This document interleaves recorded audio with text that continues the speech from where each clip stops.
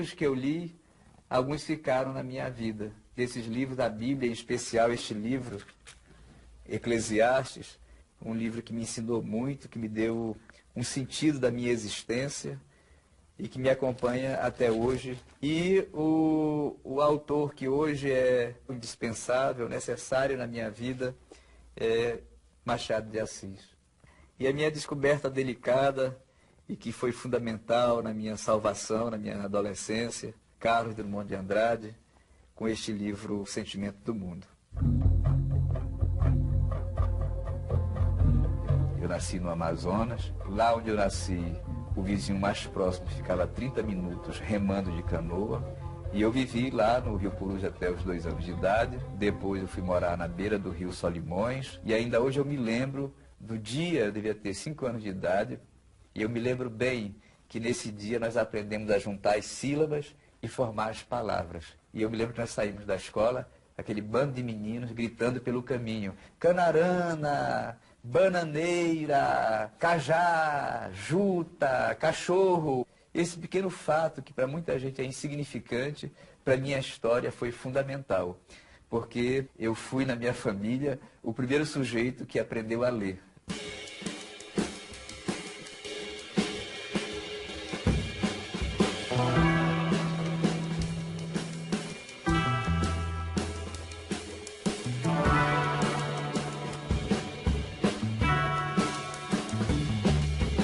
Tudo que está nas grandes obras da literatura, de um modo geral, você encontra aqui. São histórias de famílias, são histórias de guerra, de conquista, de sofrimento, de brutalidade, de sacrifício. Eu acho que é o nosso livro-texto, né? Você encontra tudo na Bíblia e todos os gêneros literários. Porque você tem, por exemplo, vários livros dos reis que falam de Davi, de Salomão, de Saul. São livros históricos. Você tem o livro dos Salmos, que é um livro de poemas, não é? Você tem os livros dos profetas, que são denúncias ou mensagens de uma paixão, de uma força extraordinária. E você tem livros que são construções literárias, né? Que é o caso do Eclesiastes, que é o caso do livro de Jó. Por exemplo, o Gênesis, né? O Gênesis é o livro que causa mais dificuldades, porque parece que é tudo uma história da carochinha, Adão e Eva e tal. Se você achar que aquilo é uma reportagem sobre a origem do mundo, você vai entrar em choque com aquilo e você vai botar a Bíblia de lado. Se você colocar aquilo na clave do mito, a coisa muda de figura. Você não precisa interpretar aquilo como um relato científico do começo do mundo.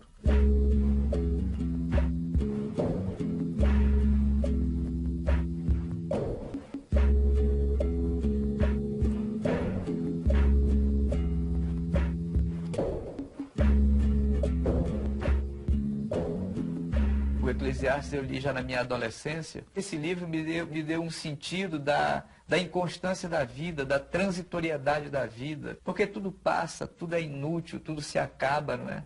E como fala o livro, né, tudo é vaidade, né? Tudo é ilusão, tudo é fantasia. Palavras de Kelet, filho de Davi, rei em Jerusalém. Vaidade das vaidades, tudo é vaidade. Que proveito tira o homem de todo o trabalho com que se afadiga debaixo do sol. Uma geração vai, uma geração vem, e a terra sempre permanece. O sol se levanta, o sol se deita, apressando-se a voltar ao seu lugar, e é lá que ele se levanta. O vento sopra em direção ao sul, gira para o norte, girando e girando vai o vento em suas voltas. Todos os rios correm para o mar, e contudo o mar nunca se enche. Embora chegando ao fim do seu percurso, os rios continuam a correr. Toda palavra é enfadonha e ninguém é capaz de explicá-la. O olho não se sacia de ver, nem o ouvido se farta de ouvir. O que foi, será. O que se fez, se tornará a fazer. Nada há de novo debaixo do sol. Como é que a gente situa Eclesiastes? 300 anos antes de Cristo. É um livro certamente escrito por vários autores. É um período muito duro para Israel, de opressão material e de opressão cultural. Mas havia também o fato de que a literatura sagrada tinha se silenciado, né?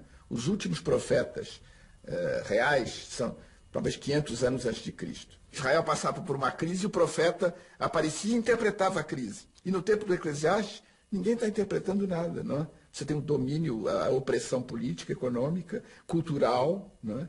e silêncio, silêncio do céu. Né? Daí eu acho que isso faz parte dessa angústia do Eclesiastes, né? Um momento de silêncio.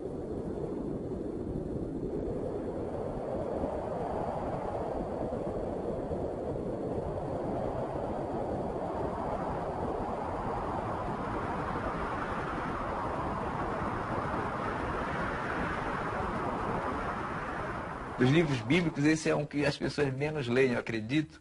Eu nunca ouvi um pastor, nunca vi um padre falando desse livro, né? Eu acho que é porque é um livro muito incômodo, muito questionador, né? Aqui você sente uma angústia moderna, né? Mas você pensa, como é que isso entra no contexto da Bíblia, né?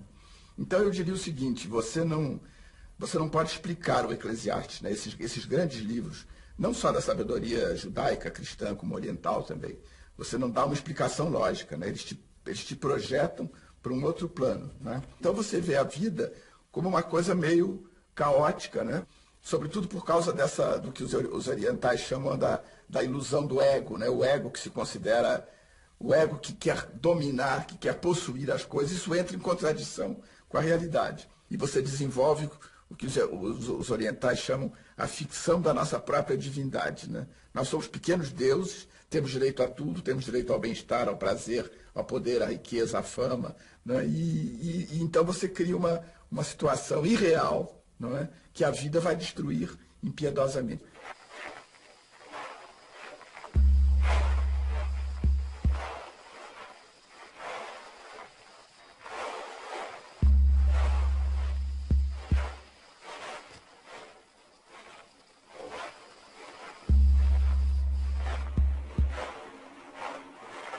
Depois dele falar da inconstância, da inutilidade, da vaidade de tudo, e naquela passagem célebre, né, que ele diz que na vida tem o tempo para tudo, tempo de nascer e tempo de morrer, tempo de plantar e tempo de arrancar a planta, tempo de matar e tempo de curar, tempo de destruir e tempo de construir, tempo de chorar e tempo de rir, tempo de gemer e tempo de bailar, tempo de rasgar e tempo de costurar, tempo de calar e tempo de falar, tempo de amar e tempo de odiar, tempo de guerra e tempo de paz.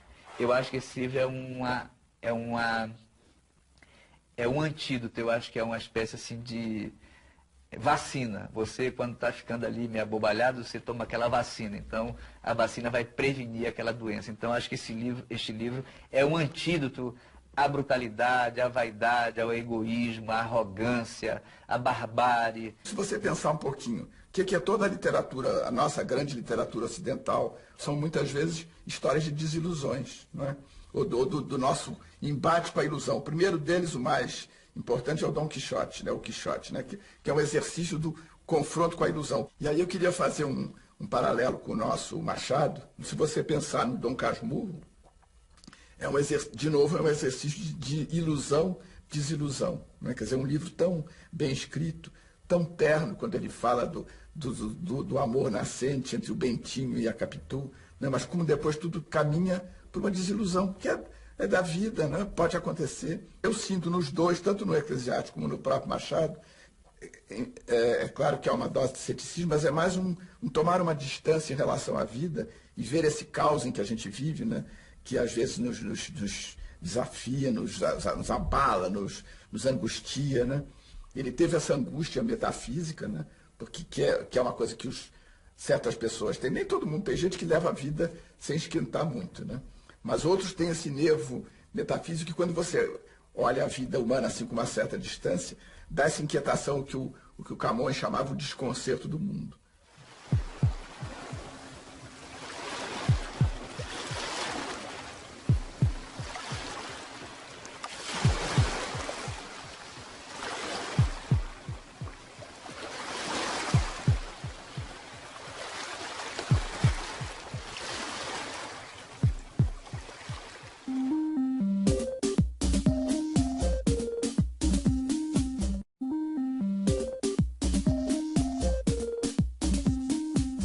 Eu fui descobrir Machado de Assis verdadeiramente já na minha maturidade, quando eu já estava na universidade, estudando no curso de letras. E o livro de Machado que eu mais amo é este aqui, é o Quincas Borba. E é um livro muito presente na minha vida, porque ler Machado de Assis me ajudou a compreender o Brasil e me ajudou a compreender esse processo de mudanças que aconteceu no século XIX e que resultou no que somos hoje. Machado de Assis nasceu em 1839 no Morro do Livramento, Rio de Janeiro.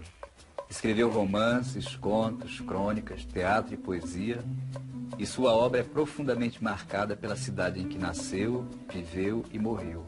Além de escritor, trabalhou em cargos públicos e exerceu também a atividade de crítica literária. Os livros do Machado, sobretudo os livros da fase madura dele, são uma grande reflexão sobre o Brasil do Segundo Império. Se você for ler os historiadores, você vai ter apenas ali uma descrição dos fatos e acontecimentos.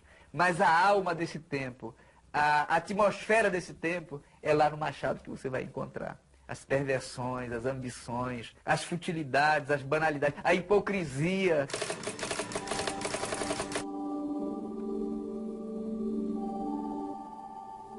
O Machado, dentro da literatura brasileira do século XIX, foi um cara completamente solitário, né? Ele pegou uma tradição romântica e chegou um momento, que é justamente com Memórias Póstumas de Brás Cubas, em que ele consegue quebrar essa tradição.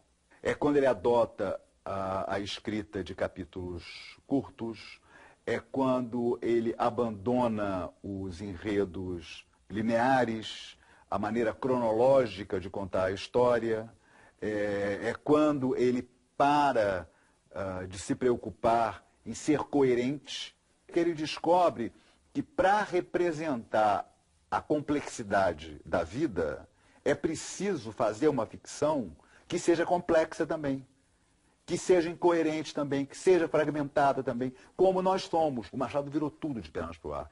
E é por isso que ele é um escritor muito mais contemporâneo do que grande parte dos nossos escritores vivos que estão produzindo hoje.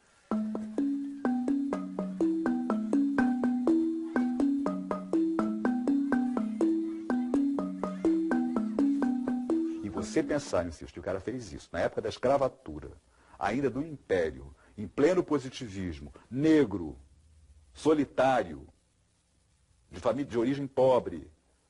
Olha, não é pouca coisa. Eu não acho que escrever seja a arte da felicidade. Eu acho que escrever é a arte de elaboração, muitas vezes, da própria infelicidade. Não é? Imagine se teria Machado de Assis sem a orfandade, sem a epilepsia, sem a pobreza, sem o sofrimento que ele viveu. Não teria existido Machado de Assis.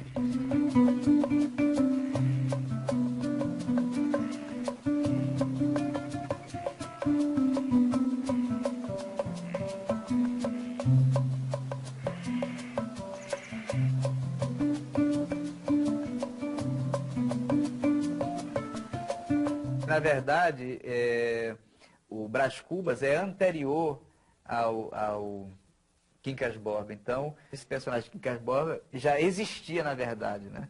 E ele foi desenvolvido posteriormente pelo Machado neste romance. O enredo é muito curioso. Você tem um personagem chamado Quincas Borba, um filósofo translocado, com as ideias estranhíssimas, que defendia uma espécie de humanitismo. Então, esse filósofo ele tinha uma fortuna, tinha uma herança, e ele precisava deixar para alguém essa herança. E ele deixa para o cachorro dele, mas alguém precisava cuidar desse dinheiro. E aparece a figura de Rubião, que era um modesto professor, e quando morre o nosso filósofo, que abrem lá o testamento, ele era o herdeiro desse dinheiro, dessa fortuna, com uma condição, que cuidasse do cachorro, que recebeu também o seu nome.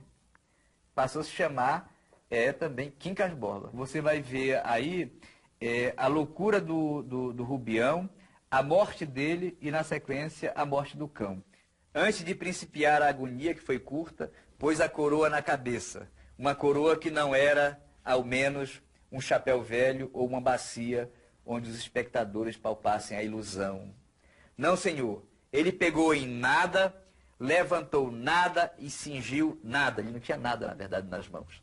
E aí ele termina dizendo, queria dizer aqui o fim do Quincas Borba, que adoeceu também, ganhou infinitamente, fugiu desvairado em busca do dono e amanheceu morto na rua 3 dias depois. Mas, vendo a morte do cão narrado em capítulo especial, é provável que lhe perguntes se o seu defunto homônimo é que dá título ao livro, e porque antes, um que outro, questão prende questões que nos levariam longe. Eia, chora os dous recentes mortos, se tens lágrimas. Se só tens riso, rite. É a mesma coisa.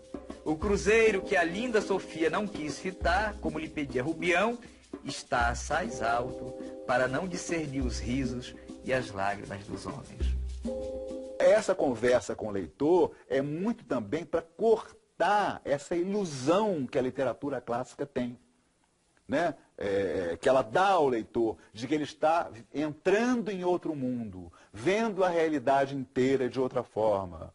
Cada vez que ele convoca o leitor para dúvida, para suspeita, que ele ironiza o leitor, que ele puxa o leitor para lá, empurra o leitor para cá, cada vez que ele faz isso, o que ele está dizendo é o seguinte: o que eu estou contando é só uma história. Então isso dá um novo lugar para o leitor e, mais importante ainda, eu acho, valoriza o papel do leitor. Porque a partir daí o leitor deixa de ser passivo, aquele cara que só lê.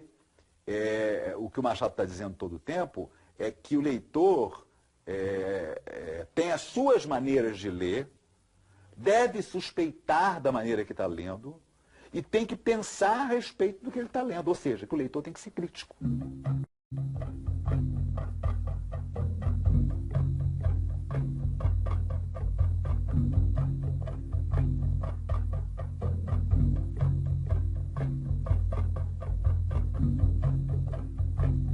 Machado se socorre frequentemente nas suas obras dos grandes autores, né? Não é sem razão que ele é um leitor do Eclesiastes, foi um leitor também de Schopenhauer, foi um leitor de Sterne, foi um leitor de Shakespeare. O leitor é como se ele fosse um quadro, entendeu? Então, cada livro que ele lê, cada autor que ele conhece, é como se fosse pintando esse quadro, ele vai se pintando. Quando você lê o último livro da sua vida, antes de morrer, você dá assim a última pincelada e você acaba de pintar o seu quadro.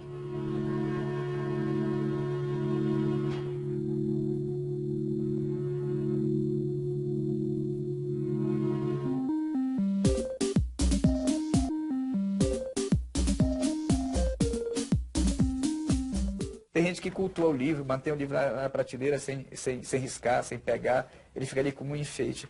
Mas o livro é um instrumento de trabalho. Eu acho que você tem que riscar mesmo, tem que marcar, né, desenhar, e você tem que estar presente no livro. Penetra surdamente no reino das palavras. Lá estão os poemas que esperam ser escritos, estão paralisados, mas não há desespero. Há calma e frescura na superfície intacta. Ei-los sós e mudos, em estado de dicionário. Carlos Drummond de Andrade começou a carreira de escritor como colaborador do jornal Diário de Minas, em Belo Horizonte. Ingressou no serviço público e, em 1934, transferiu-se para o Rio de Janeiro. Além de poemas, escreveu também crônicas, contos e ensaios. O Sentimento do Mundo é o terceiro livro dele. Ele publica em 1940. Ele é tido assim como um momento em que ele larga um pouco aquele estilo modernista de 22, mais ligado ao Oswald de Andrade, o poema piada, para uma tomada de consciência política um pouco maior, afinal é em plena guerra. E ele, durante o livro todo, tem um impulso muito grande para o otimismo em relação à vida e um movimento muito desiludido do sujeito que, de repente, compreende que o tempo em que ele vive é um tempo terrível, né? Hitler está no poder e ainda em 1940 as possibilidades de que aquilo ali acabasse vencendo eram bastante grandes, né? Como um poeta responde sem receitas prévias, assim, individualmente, a um tempo em que vida e morte estavam muito entremeados, assim. Agora que eu vim a perceber que os 3 livros que eu escolhi para falar são 3 livros cruéis, né? São 3 livros dolorosos, né?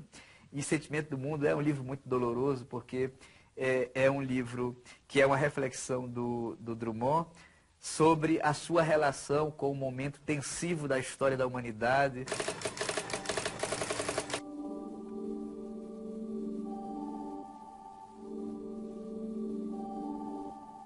ele reafirma exatamente esse compromisso dele com a vida, com o homem, com a realidade, quando ele diz: tenho apenas 2 mãos e o sentimento do mundo, mas estou cheio de escravos, minhas lembranças escorrem e o corpo transige na confluência do amor. Ele é um poeta que fala muito de si, fala o eu o tempo inteiro, desde o primeiro poema, que ele já começa citando o próprio nome, né? Quando eu nasci, um anjo torto disse: vai, Carlos, ter gosto na vida. O primeiro poema do primeiro livro, ele já está o nome dele dentro do poema. Então, ele é um poeta que consegue trabalhar a subjetividade o tempo todo, assim, enquanto ao longo da literatura se sabe que o eu, a subjetividade, foi uma coisa bem combatida, né?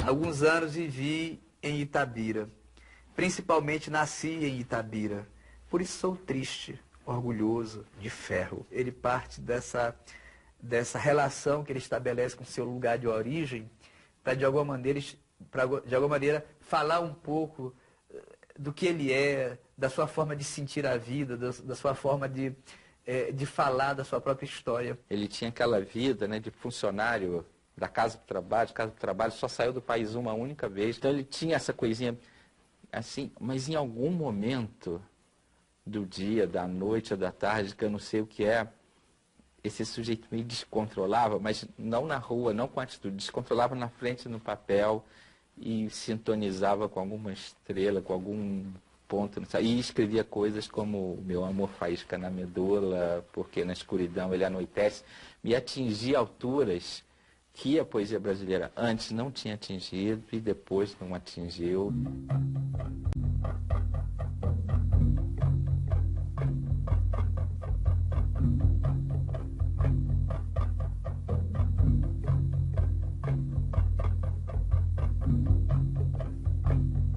Cada geração leu um Drummond, né? Por exemplo, para os concretos que instauraram ali nos anos 50 uma poesia de vanguarda, o Drummond que ia interessar ia ser o Drummond de um livro como Lição de Coisas, que é de 62, se eu não me engano, porque é o mais experimental. Para os poetas da geração de 45, que fizeram a revitalização do soneto, vai ser o Drummond, por exemplo, de Claro Enigma, que é um livro mais literário em relação aos outros. E os poetas marginais dos anos 70, vai ser o do primeiro livro, do Alguma Poesia, do poema Piada.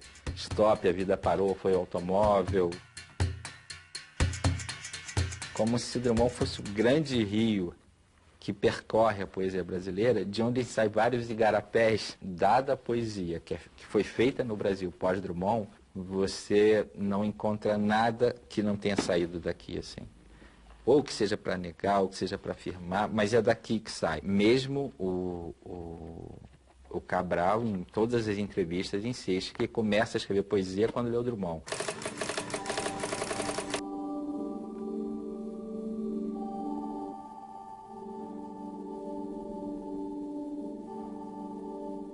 O Drummond é o cara que anda na rua olhando para o céu, olhando para as estrelas. Atinge alturas incríveis que nenhum outro atinge. Mas às vezes quando cai num buraco. Às vezes quando de repente tem um buraco que ele não viu. E aí na obra dele você consegue encontrar poemas menores, assim, poemas, mas que para ele não tinha importância nenhuma que fosse poemas menores. O poema menor entrava, fazia parte. Porque, como ele diz num poema, ele fala: a poesia não é deslizar de lancha entre camélias, é toda a minha vida que eu joguei. Não serei o poeta de um mundo caduco. Também não cantarei o mundo futuro. Estou preso à vida e olho meus companheiros. Estão taciturnos, mas nutrem grandes esperanças. Entre eles considero a enorme realidade. O presente é tão grande, não nos afastemos. Não nos afastemos muito. Vamos de mãos dadas. Tem um poema que ele fala assim: na roça penso no elevador penso na roça, né? Então é isso, me parece que quando ele está com a multidão, quando chega esse momento de mãos dadas, ele deve pensar: quero a minha solidão, quero a minha individualidade, quero estar sozinho. E quando está sozinho, ele deve ter aquele desejo. O próprio fato dele assumir nos poemas, assumir e criar nos poemas desses conflitos, é que Acho que isso contribuiu muito para que ele fosse o nosso poeta mais complexo. Poetas indagadores, como e sem resposta, como Fernando Pessoa, como Drummond, como uma coisa que cada instante pede uma senha diferente daquela que ele pedia um pouco antes. Talvez seja esse o sentimento do mundo de Drummond, mais ou menos o sentimento mais de perplexidade do que de compreensão, né? Eu acredito no encantamento. Eu penso que o poeta, o escritor, é alguém que se encanta com a vida, que se encanta com seus enigmas, com seus mistérios, e que por isso escreve, para dar conta desse enigma, para dar conta desse mistério, para falar dessa inquietação ou dessa inquietude que lhe vai no peito.